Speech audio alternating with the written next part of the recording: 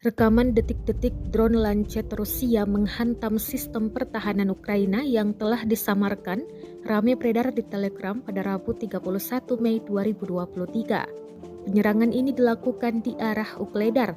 Dalam keterangan unggahan disebutkan Batalion Kaskat Rusia menyerang sistem pertahanan udara BUK Ukraina dengan bantuan Lancet, diikuti dengan peledakan.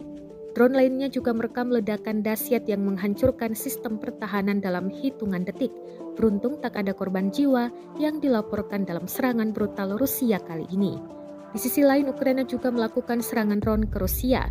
Presiden Rusia Vladimir Putin mengatakan bahwa Ukraina telah memilih jalan untuk mencoba untuk mengintimidasi warga Rusia dengan serangan terhadap bangunan tempat tinggal. Selain itu, Putin menambahkan bahwa serangan pesawat tak berawak itu jelas merupakan tanda aktivitas teroris.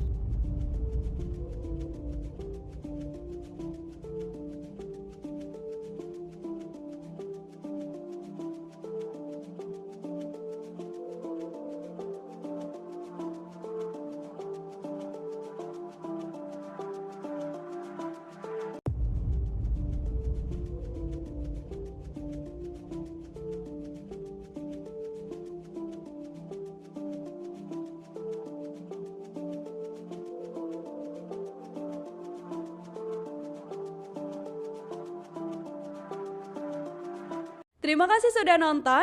Jangan lupa like, subscribe, dan share ya.